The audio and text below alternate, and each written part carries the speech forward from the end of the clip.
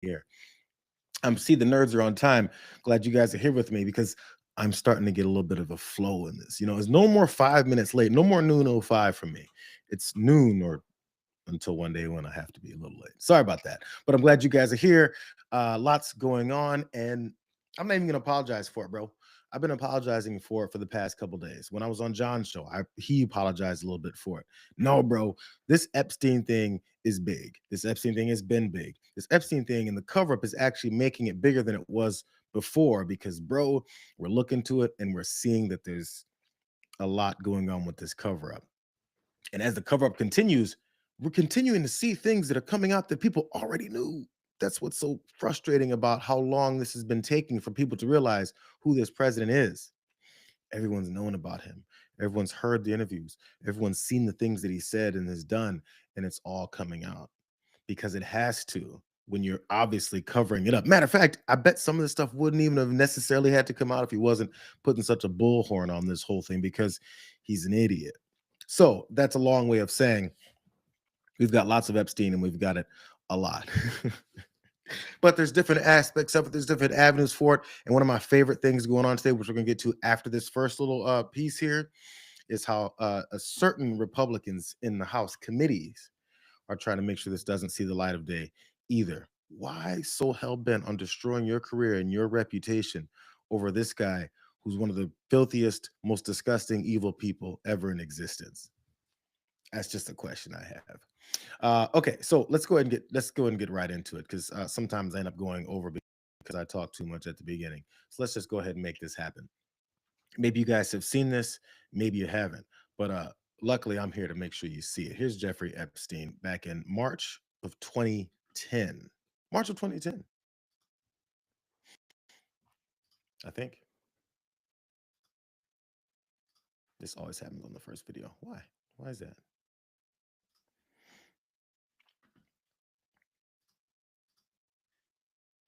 There it is. Let's go.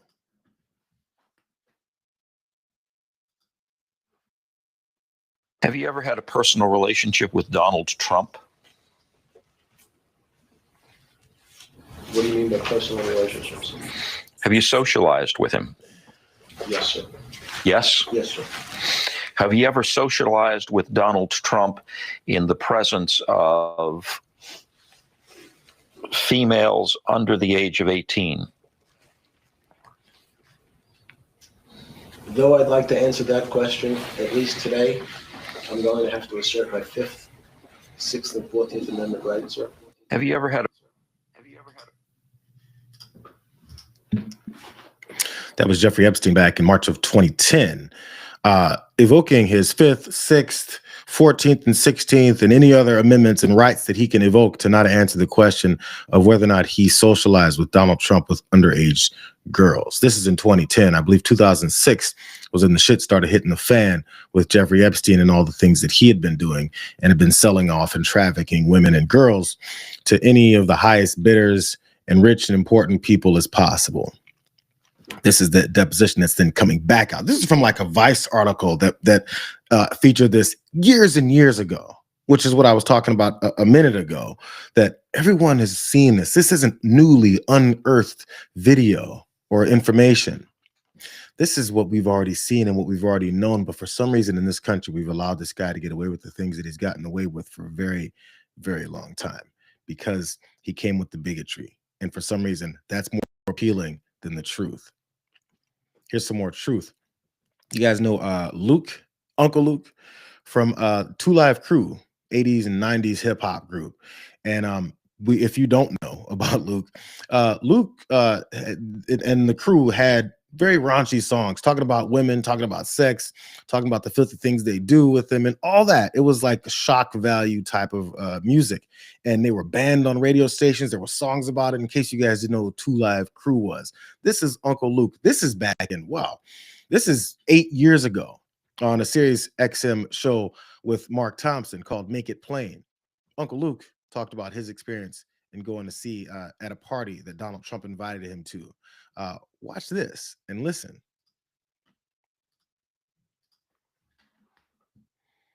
So, Uncle Luke, tell us what happened? You went with Eddie Murphy and Mike Tyson. The three of you were together?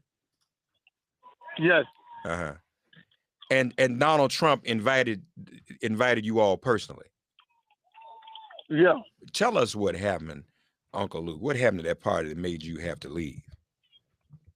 Well, I mean, it was just a lot of things going on. You know, a lot of things that I don't care to engage in. I think I probably was there for every bit of maybe 45 minutes before I realized all these different things that was going on.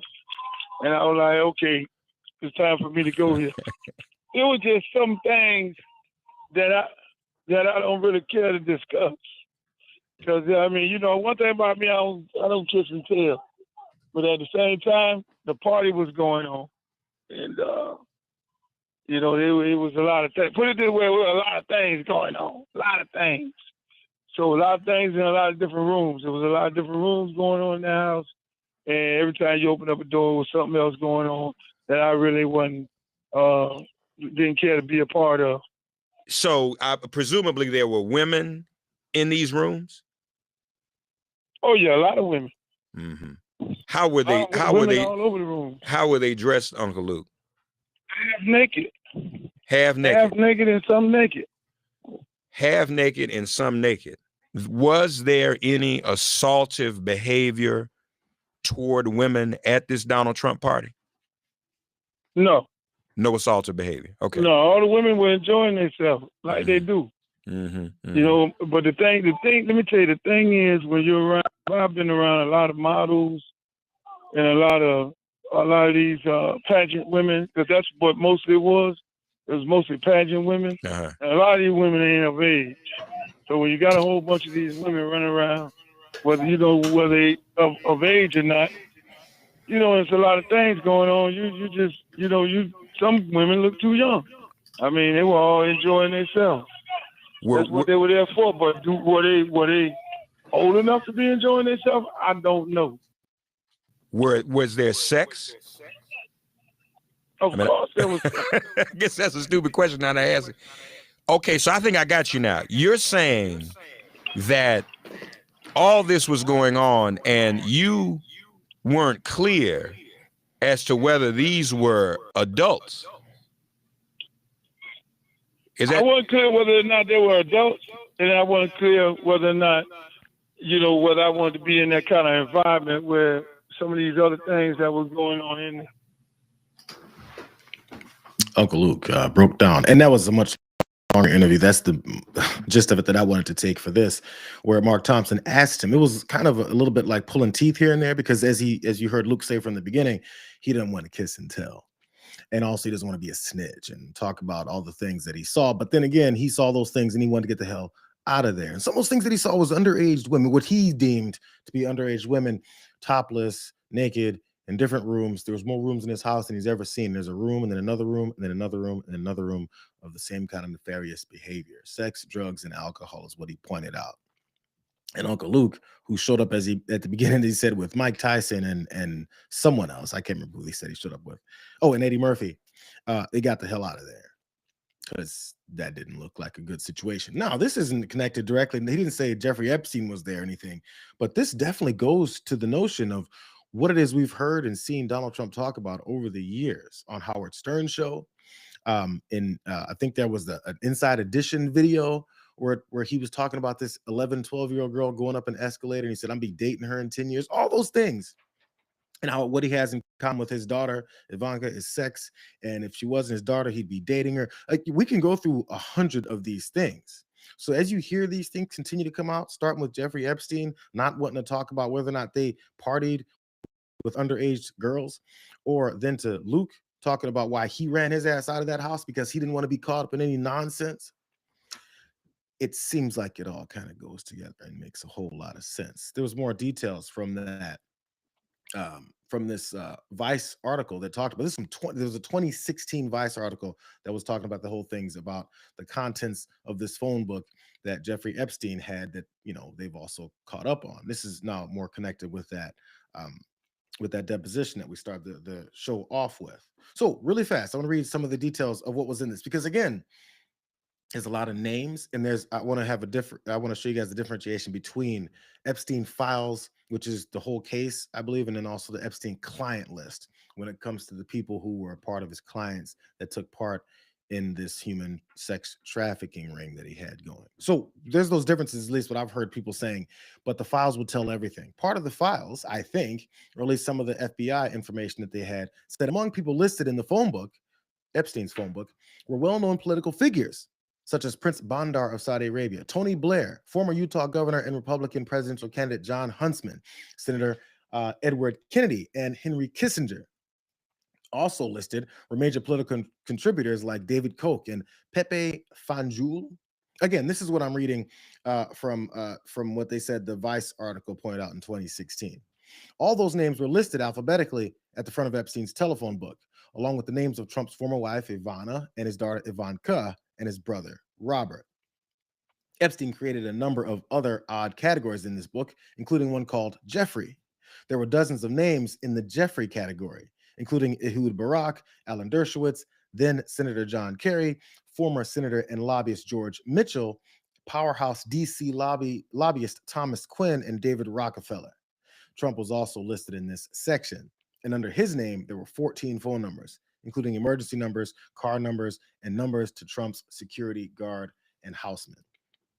Again, as we already knew, he and Jeffrey Epstein were very close friends. They were buddies. They partied together.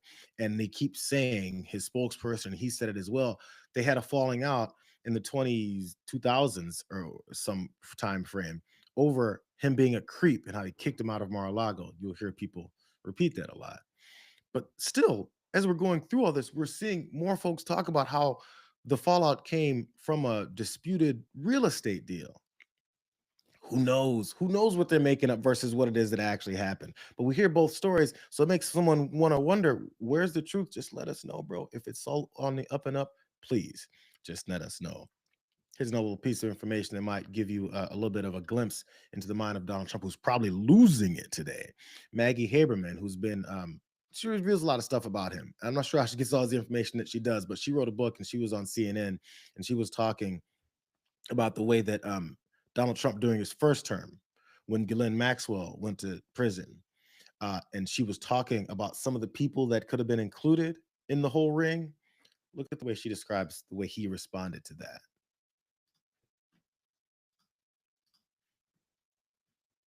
You wrote that President Trump was asking about Ghislaine Maxwell during the first term after, she was arrested. What exactly did he want to know? Sure. So there was this moment, as you remember, John, at a coronavirus briefing where the president said that then president said that he wished her well when he was asked about her arrest. And that confused even some of his own allies, what exactly that meant. Later, a couple of days later, I believe it was, in an Oval Office meeting with some advisors, he was talking about a New York Post item he had seen where someone was quoted talking about whom Ghislaine Maxwell might have information about, and I think they were suggesting that she did. The president asked advisors if they had seen that item and then said, "She say anything about me?" And, again, this is something that, as he says, he's not really following it. It's a witch hunt. At some point, it was on his mind enough. Did she say anything about me as she was talking about all this that was going down? Did she? But as she's listing names, did she say anything about me? He wanted to know so he could see how he could respond, worrying that maybe during his first term that was going to be a problem for him. Again, the speculation is flying. This guy literally ran on this as one of his main pillars of destroying the deep state and taking it apart brick by brick, and then bringing in true loyalists to the American people to do right by them.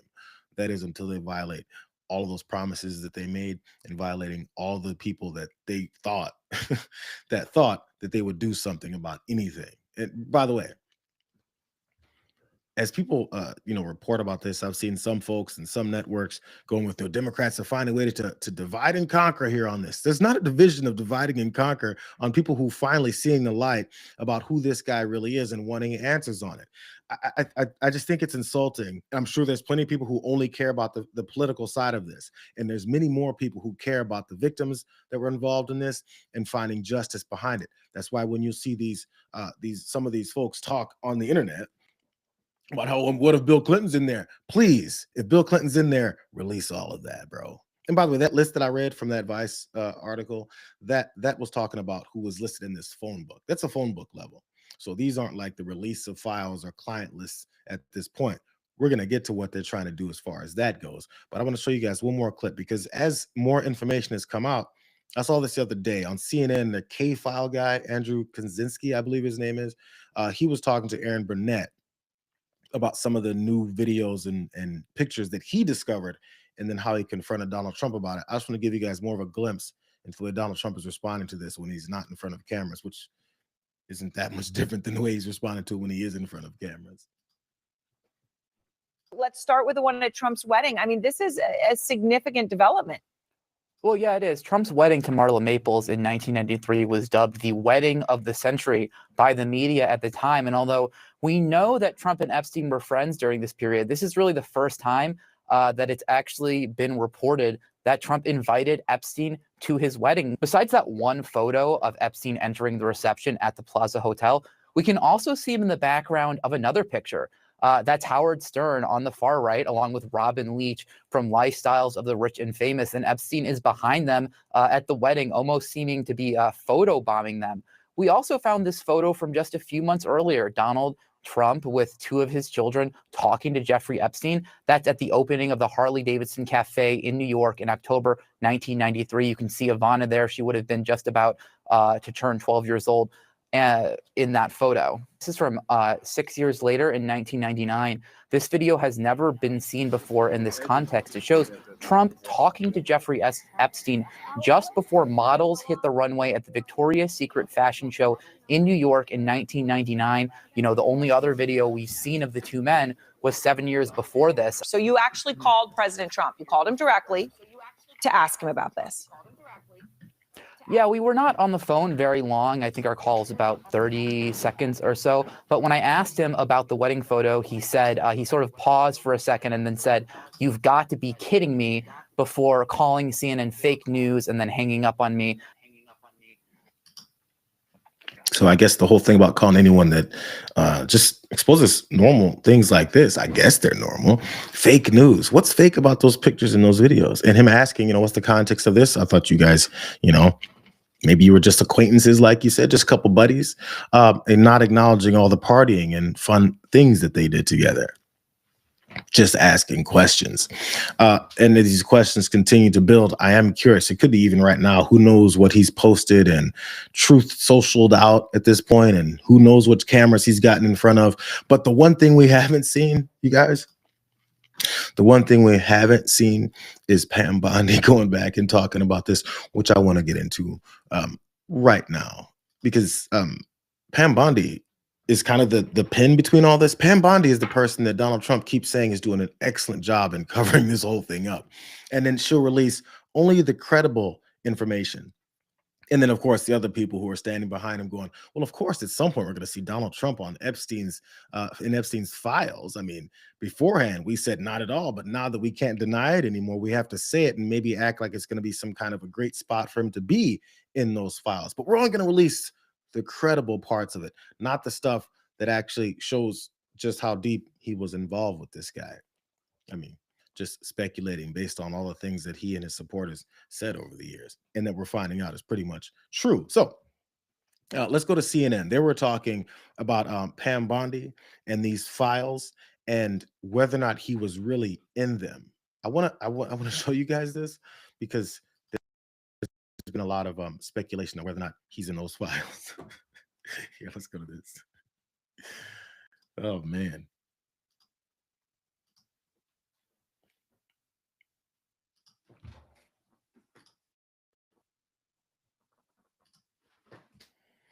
Jake, we are learning this evening that the president was briefed, as you said, by his Attorney General Pam Bondi back in May, that his name was mentioned in the Epstein files. That is what we do know. What we do not know is the context in which his name appeared. What this does is return the questions, the unanswered questions, back to the White House. The White House, of course, has been working overtime trying to change the subject with the deflection, with the distraction. But what this shows is that Pam Bondi, the Attorney General, told the president that, look, your name is mentioned in here. White House officials are telling us, look, this is not surprising. The president knew his name would be in there, but they are saying that he did nothing wrong.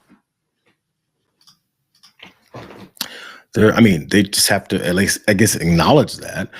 But that's weird.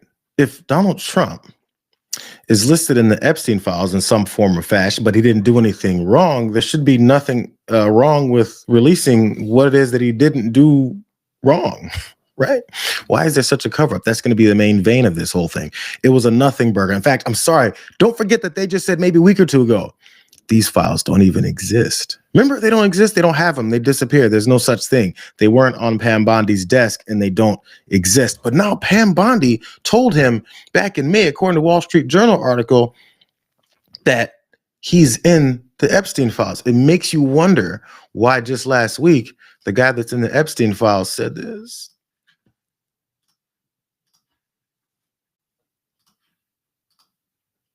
On the DOJ and FBI review, the findings of that review, the Attorney General briefed you on what? On the on the DOJ and FBI on what? review, On what subject? Epstein, on Okay. Epstein, of the review of the files. Attorney General Pam Bondi. A very quick briefing. Yeah. Did she tell you? What did she tell you about the review? And specifically, did she tell you at all that your name appeared in the file? No. She's given us just a very quick briefing, and in terms of the credibility of the different things that they've seen. And I would say that, these files were made up by Comey. They were made up by Obama. They were made up by the Biden, They're made up. Okay. So again, May, the reporting says, is when Pam Bondi told him that he appears in the Epstein files. This is July. Mid-July, Donald Trump says, no, I mean, of course not. She had a really short meeting with us, and she gave us some small detailed information. It's not that much of a big deal, but she don't know. She didn't tell me at all, because this was written up by Obama, Comey, Hillary Clinton, John Kerry, Bill Clinton. Who else can he go back to? As many people as possible he can go back to say that it had nothing to do with him. So why would he lie and say that he wasn't told he's in the Epstein files, when of course months before he was told he's in the Epstein files? I'm just saying there's a lot of lying going on, and when someone does a lot of lying, you start to look up and wonder, what are you hiding, bro? Let me tell you, because there's more from this Wall Street Journal article that exposed this whole thing. The officials said that it was a routine briefing that covered a number of topics, and that Trump's appearance in documents wasn't the focus. I wonder why. They did tell the president at the meeting that the files contained what officials felt was unverified hearsay about many people, including Trump, who had socialized with Epstein in the past, some of the officials then said. One of the officials familiar with the documents said that they contain hundreds of other names, like probably we were saying before. They also told Trump that senior Justice Department officials didn't plan to release any more documents related to the investigation of the convicted sex offender because the material contained child porn and victims' personal information. Trump said at the meeting he would defer to the Justice Department's decision to not release any further files. So he's just going to go along with it. Cool. Thanks for letting me know. Next time they ask me about it, I'm going to make sure that I say no, not at all, because as their decision was to not release more things, apparently he figured their decision was also to deny that they told him he appeared in said files. Here's more. In a statement to the Journal on Friday, Bondi and the Deputy Attorney General Todd Blanche said nothing in the files warranted further investigation or prosecution. Nothing in the files. Okay, pause for a second. Nothing in the files warranted further investigation or prosecution of anyone? Or are we talking just Donald Trump? Because again, if he has nothing to do with this, if he has nothing to hide, you would think he'd follow through on his campaign promises that he promised to all of MAGA, that he'd go after the people that were that warranted further prosecution and investigation. Why is he covering for all of these people who contributed and took part in Jeffrey Epstein's child sex trafficking ring? Why? Why is he covering for them? Go ahead and believe and exclude that he has nothing to do with it. Who is he hiding it from? Who's he hiding in this whole cover up then, if it's not himself and all these other people? As they said, hundreds of other names. Back to this. As part of our routine briefing, we made the president aware of the findings, is what they said. And on Tuesday, Blanche said on X that the Justice Department was seeking to arrange a meeting with Ghislaine Maxwell in the coming days to discuss any possible information about anyone who has committed crimes with Epstein, which we've heard about. They posted about it. Pam Bondi retweeted. Todd Blanche, who, by the way, Todd Blanche is the former personal attorney of Donald Trump, who was standing behind him every time he'd step out of a courtroom when he was compiling 34 felony convictions during the campaign, who was standing there growling with this weird look on his face the whole time like a statue. That's Todd Blanche. Now, this just keeps bumping here. Give me guys a second. Now, ask yourself if it makes sense for the guy who's a personal attorney, former personal attorney to Donald Trump, who's a true loyalist, to then be placed in a deputy position with the Department of Justice, to then go talk to Ghislaine Maxwell, who we just heard he was questioning whether or not she brought his name up when she was being questioned that she got arrested. But now his former personal attorney is going to go and secretly meet with this woman who was in jail for 18, 20 years for being Jeffrey Epstein's right-hand woman in this whole process. What are they going to talk about? They're going to try and get to the bottom of any more information that she might have, is what they announced. Why should anyone believe that? What truths have they told that would lead anyone to believe anything that they say at this point on this subject? I'm sorry, on any subject. What will leave anyone to think that this is on the up and up? When we're still questioning, his base is still questioning the veracity of these conclusions that Jeffrey Epstein committed suicide in prison, which, you know, the video that they released didn't show that either. There's so many holes in this story, so many conflicting statements and comments that were made. And as details come out, and then they have to flip and try and figure a new way to say it without acknowledging that they lied about every other part that they talked about before. I think it's pretty obvious. But still, this is a Wall Street Journal article. I want to refer you guys back to what Donald Trump said about the Wall Street Journal when they released that previous story about his name and, I'm sorry, his letter to Jeffrey Epstein that was in this birthday book, allegedly, because Donald Trump is completely denying it. Let me show you guys what he said. You guys may have seen it. It's from last week when that story broke out. This was his post. Breaking news. Donald Trump is breaking news. We have just filed a powerhouse lawsuit against everyone involved in publishing the false, malicious, defamatory, fake news article in the useless rag that is the Wall Street Journal. This historic legal action is being brought against the so-called authors of this defamation, the now fully disgraced Wall Street Journal, as well as its corporate owners and affiliates, with Rupert Murdoch and Robert Thompson, whatever his role is, at the top of the list. We have proudly held to account ABC and George Slopadopoulos, CBS and 60 Minutes, and apparently now Colbert, the fake Pulitzer Prizes, and many others who deal in and push disgusting lies and even fraud to the American people. The lawsuit is filed not only on behalf of your favorite president, me, but also in order to continue standing up for all Americans who will no longer tolerate the abusive wrongdoings of the fake news media. He's doing it for you guys. I hope Rupert and his friends are looking forward to the many hours of depositions and testimonies that they will have to provide in this case. Thank you for your attention to this matter. They will continue to make America great. Speaking of those depositions, is anybody going to talk about the deposition that we were just talking about with Jeffrey Epstein not wanting to talk about their associations with young underage girls that they partied with? I mean, since you brought up depositions, but sorry, that's an aside. Part of the reason I'm bringing up his whole issues with the Wall Street Journal reporting about the birthday book is because I wonder what he's going to then say about the news reporting that confirmed what he lied about Pam Bondi telling him that he's on the Epstein list. I'm not Epstein list necessarily, but the Epstein files. So let's see, actually, because again, he was ready to sue the Wall Street Journal for everything that they've got over this birthday book that doesn't exist. Bradley Edwards is the attorney for many of these Epstein survivors, and he went on MSNBC to talk about this birthday book that Donald Trump is going to sue the Wall Street Journal over. The whole purpose of this is to talk about the legitimacy and of the Wall Street Journal's reporting on these topics versus what Donald Trump has been saying, which has been lie on top of lie. So this is the discussion about the birthday book.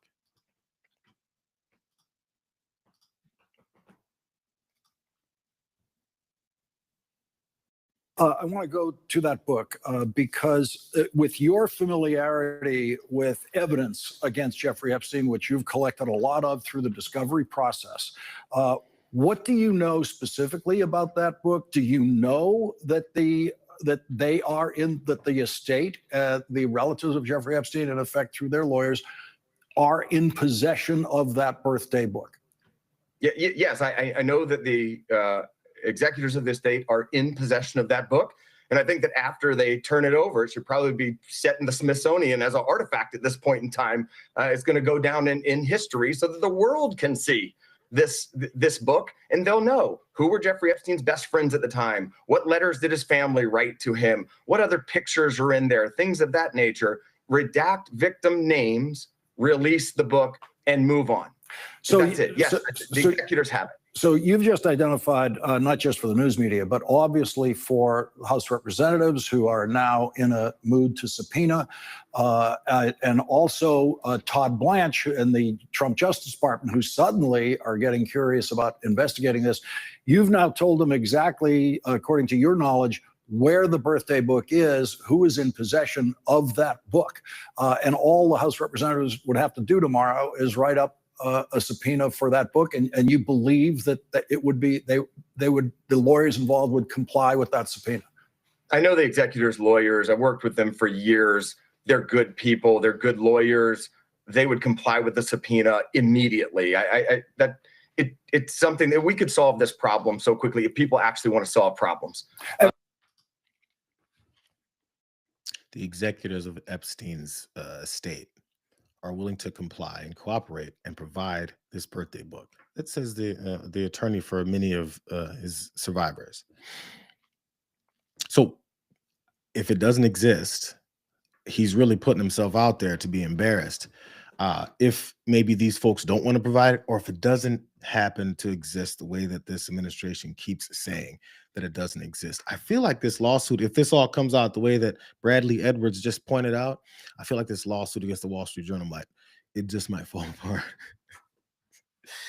And that's all these ever are threats. This is how this president operates. He throws his power around, but doesn't really equate any power unless you listen to him and give it to him. He acts like he's got so much power over everyone else. And then only if you accept it and go, yes, you're right, and bow down to him, does he then have that power. He's obviously caught up in all kinds of stuff that he doesn't want to talk about.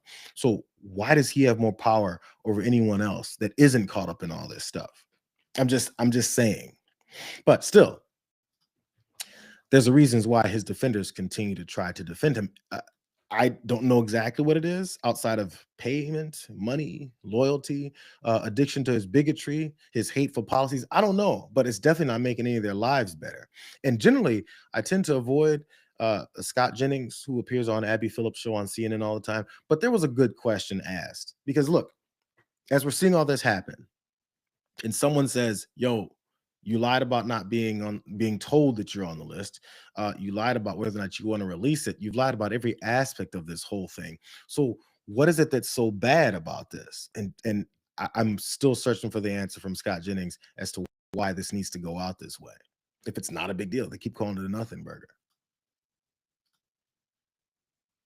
He attacked his own base for caring about this. He called them stupid and weak. He said he didn't want their support.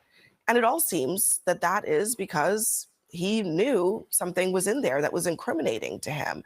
At the end of the day, I mean, if he's in the files, just like a lot of the other people who might be in there because they associated with Epstein at one point, just own up to it. Why doesn't he just do that? Own up to what? What the Wall Street Journal calls unverified hearsay, which is a redundant term that an editor should strike.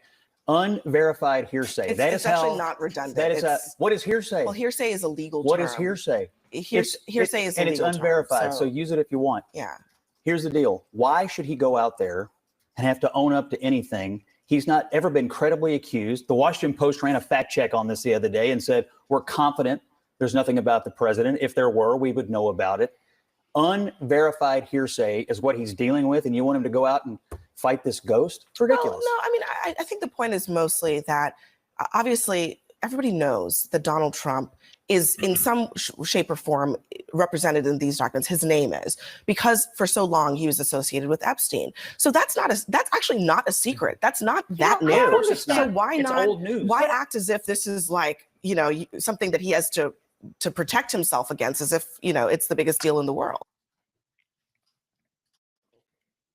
It's a good question from Abby Phillips. He didn't get a chance to answer because other folks came in and started talking. But again, ask yourself if any of this makes any sense.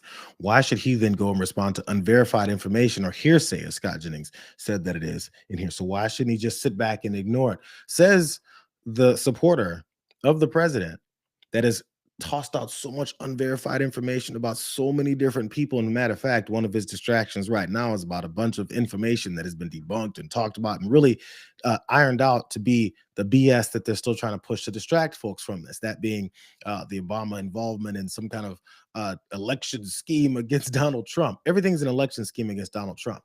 But first of all, and he expects other people to come out and respond to his hearsay. But again, we've got information that was pointed out to Donald Trump from Pam Bondi that said he's on the list. Why can't you just come out and own up to it? That's what Abby Phillips was asking. And for some reason, Scott Jennings can't respond to that in a way enough to be like, why should he have to talk to anyone about this? This, as he also said, this is old news.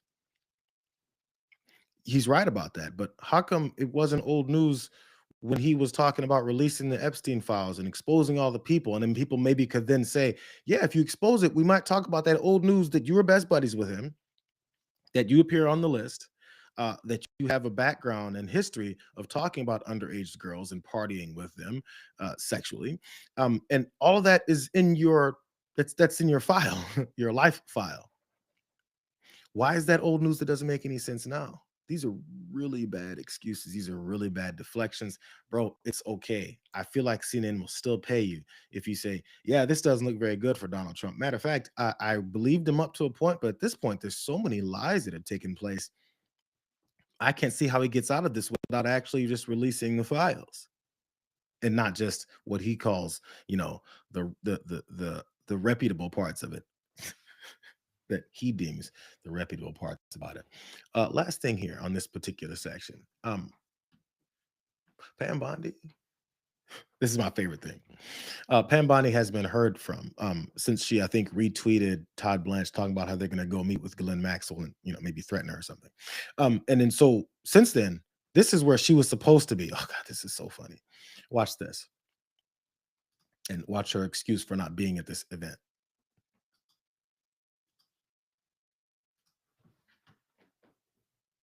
You have some news from the Attorney General's office. I do. Thank you very much. And thank you all for being here with us today and having me. I do have a note from the Attorney General, from Attorney General Pam Bondi, that I wanted to share, which is the following. I'm sorry to miss all of my CPAC friends today, especially Matt and Mercy Schlapp, Senator Blackburn, and the wonderful team at the Tim Tebow Foundation.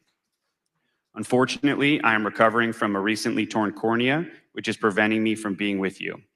I truly wish I was able to join you and support all of the work being done on this critical issue. You have some news. Suddenly, Pam Bondi has a torn. Pam Bondi has a torn cornea, and she can't show up to the CPAC event. Let me tell you what that CPAC event was. It was the CPAC Summit on Human Trafficking.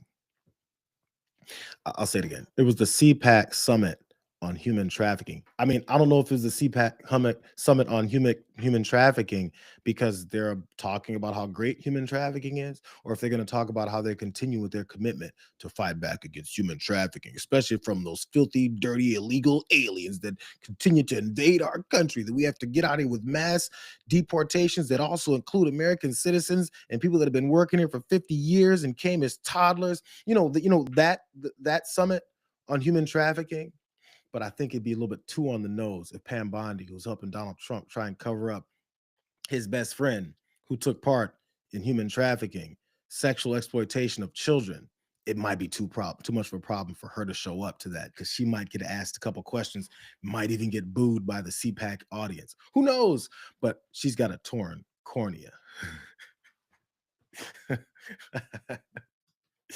Come on, bro. Just say, like, this is when the resignations probably then come, where people say stuff like, I need to spend more time with my kids and my grandkids and my family. When in reality, the scandal is coming right before maybe you get the opportunity to have to answer all those questions about it. All I'm saying is none of this sounds like it's on the up and up.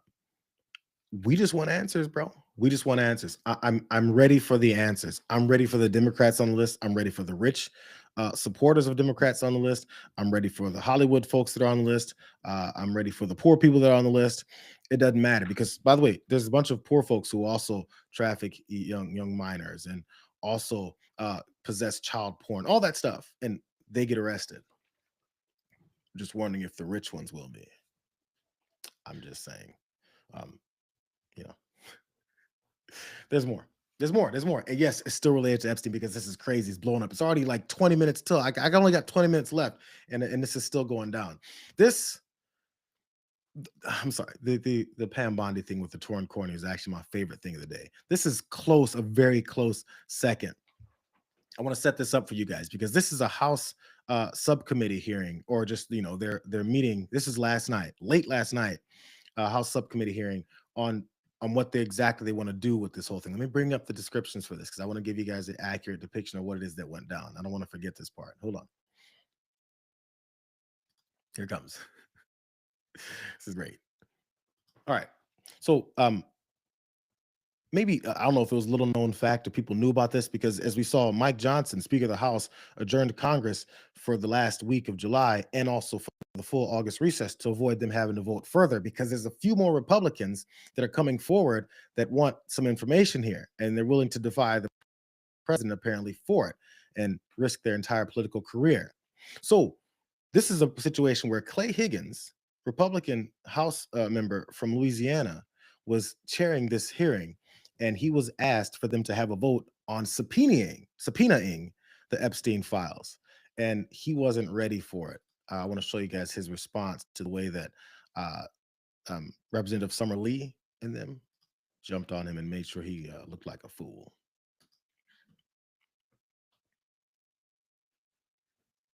No, not that one. That's going to be the video that's coming. Watch.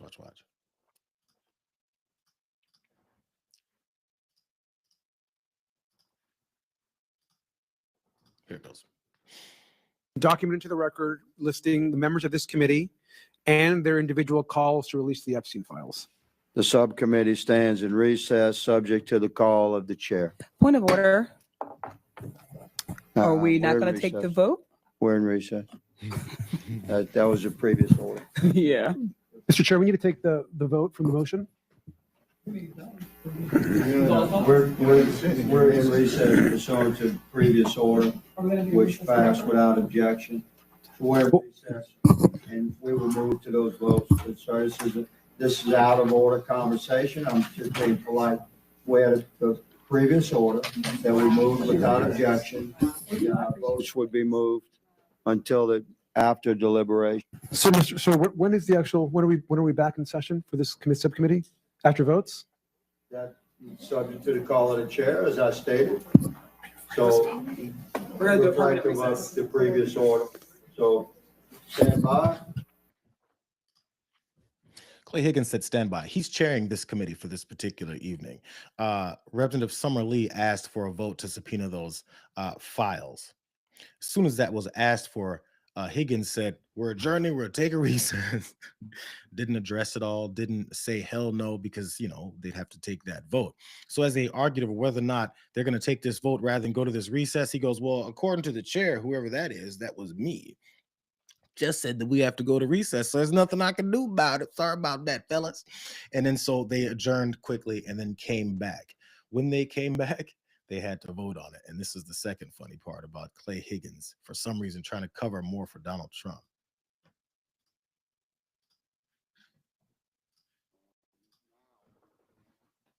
Ms. Lee's Motion as amended. All those in favor, say aye. Aye. All those opposed, no. No. In the opinion of the, pardon? The ayes have it. In the opinion of the chair, the no has it. Recorded vote, sir. Recorded vote is called for. The clerk will call the roll. Mr. Gosar. Mr. Biggs.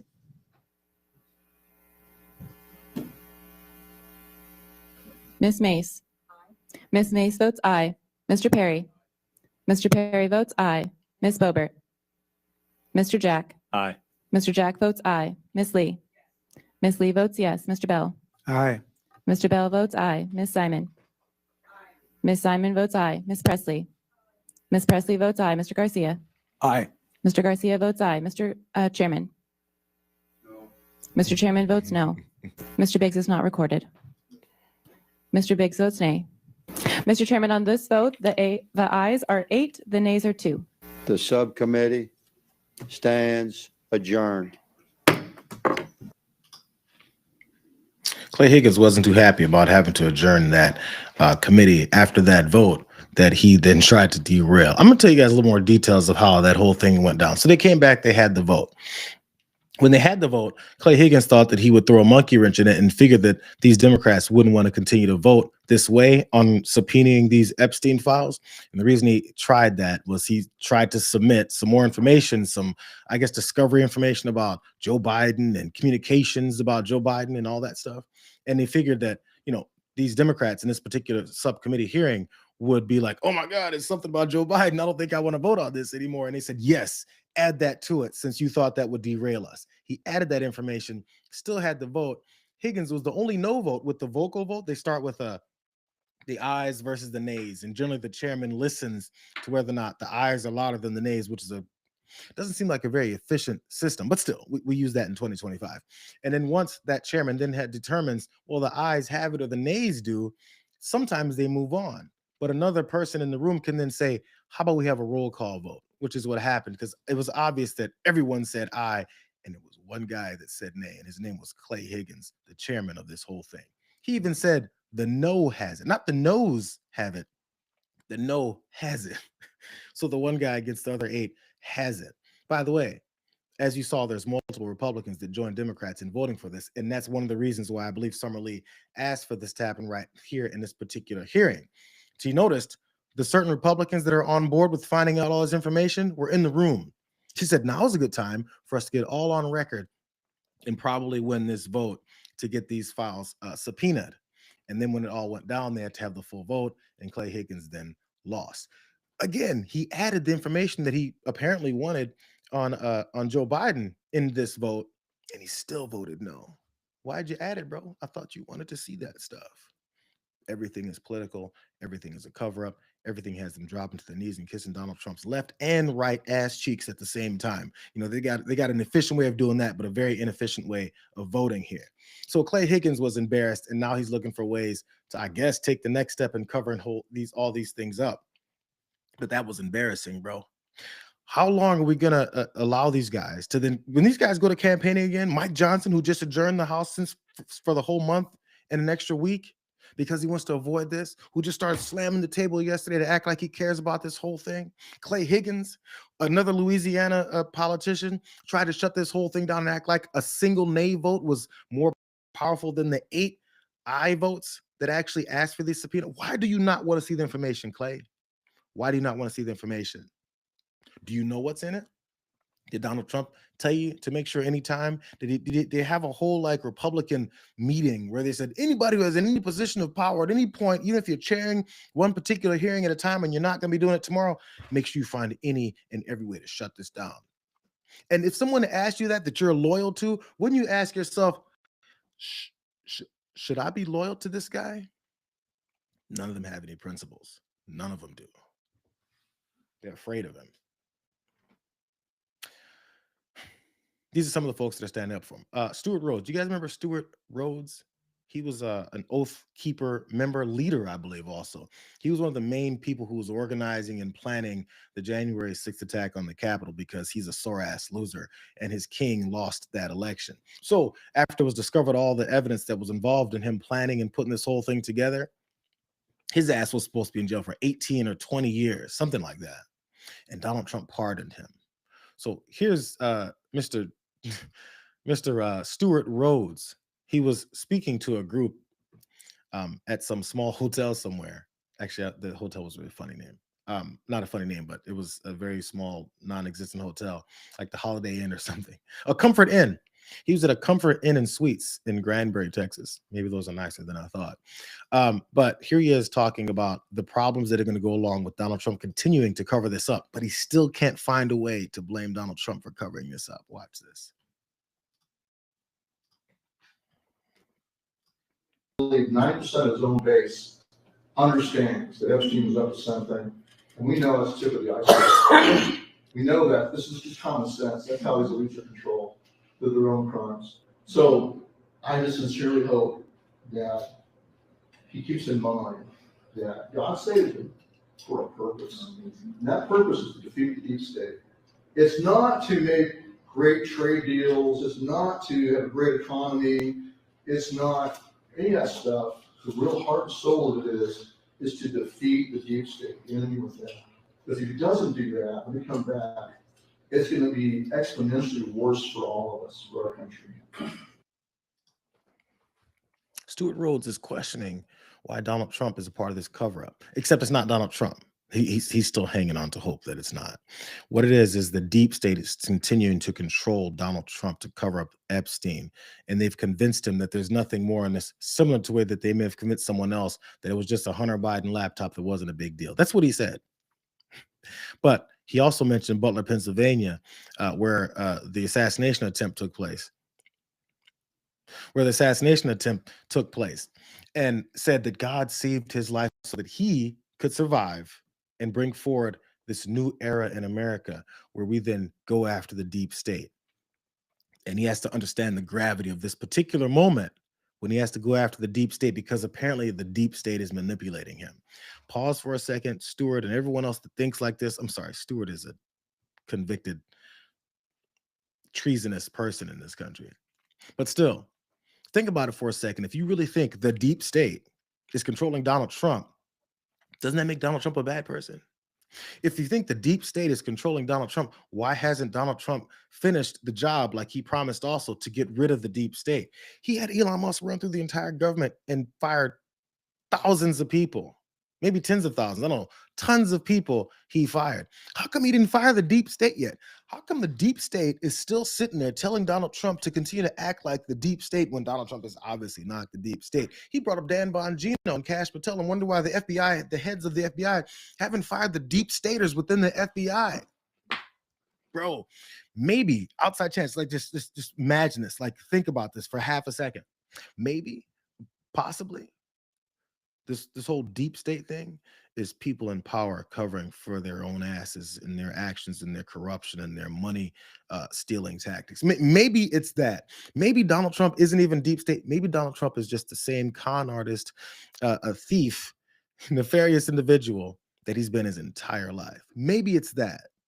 But no, he's being conned by the deep state. I thought he's a genius. Is he too stupid to not realize that the deep state is manipulating him? Bro, all we need is a couple extra questions to people who excuse things like this and wonder if they really think that. There's no way he really thinks that. Here's some of the quotes from the Daily Beast. By the way, the Daily Beast had that particular video exclusively, and they had other things that he was saying, and I pretty much broke it all down there. But there's one more person that's a part of the January 6th issue that is not feeling Donald Trump any longer. Can I show you? It was the QAnon shaman, the guy with the horns on and the face paint and stood there with, I don't know, he had some kind of fake animal skin on him, I think. He's not too happy about this either. Let me show you what he tweeted. I mean, some curse words here. So he retweeted at the mugshot from Trump's mugshot from 2023, and he said, "Fuck this stupid piece of shit." What a fraud. Tell us how you really feel, QAnon Shaman. Actually, let's ask how he really feels, because there was more. There's the next thing that he also tweeted. But by the way, all these tweets have been deleted, as well as his entire account. Just keep that in mind. But people still remember that. This is what else he said after that. Oh yeah, and fuck Israel, and fuck Donald Trump. Man, this guy's upset. What's he so upset about? One more. This is really getting bad. Lastly, after effing Israel and effing Donald Trump and stupid piece of shit, he also said, what do you think Epstein and Israel have on Trump?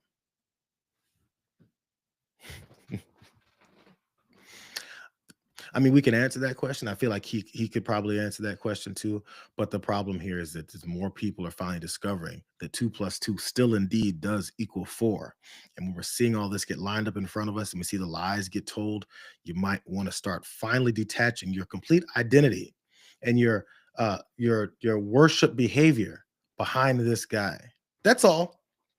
That's all. You can still be a complete asshole about other things in our political view. You can still hate as many people as you hate for the nonsense reasons that you hate them. But maybe start realizing this guy exploited all of your hate, your bigotry, and your biases to use against you while he's hiding in plain sight all the things that he's always done, which one of those things is stealing your money. I know we haven't got to that point yet today, but in every other policy involved, he's stealing your money.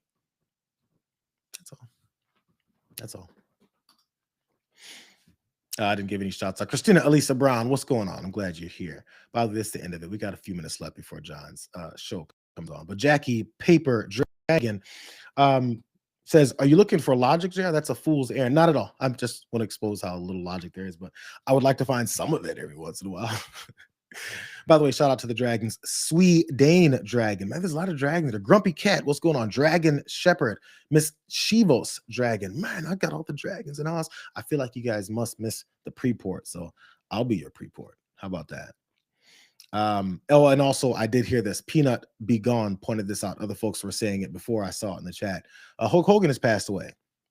You know, people say that sometimes celebrity deaths come in trios. I'm not sure if I just heard that and it's not really real that people say that. Maybe I just invented that in my brain. But look, we had Malcolm Jamal Warner. We had Ozzy Osbourne, I believe, yesterday, and Hulk Hogan. So there's that. My kid watches a lot of wrestling, and he is wondering what kind of tribute there's going to be at the next WWE event for Hulk Hogan, and whether or not people are going to be booing him because he didn't have a very good go at it the last time he appeared in front of the WWE audience. They booed him. Anyways, glad you guys came. Glad you guys saw. Hopefully, as people tell you any lies, you can spread that word about all the realities and evidence that we're seeing pop out. Thanks for showing up. You guys have 2 minutes. Run over to the damage report page when you guys get away from here now, and flood that. Talk about the watch party. How we went crazy in here, man. It was wild. I mean, not that wild, but wild enough. If you guys like what we're doing, of course, like, subscribe if you haven't done that yet. Also, share that stream. Every time I do this, share it, bro. I feel like we're picking up numbers a little bit here now, so I'm enjoying that part, and the flow continues to get a little bit better. Again, also with our new software, let me know if things have gone sideways today. We'll continue to fix that. Glad you guys are here. Well, we'll see you guys tomorrow for what you're drinking on Fridays. I tried pushing that. It's not really gonna work. But we'll see you guys on a Friday. Have a happy Thursday. Until next time, you guys. See you, Ma.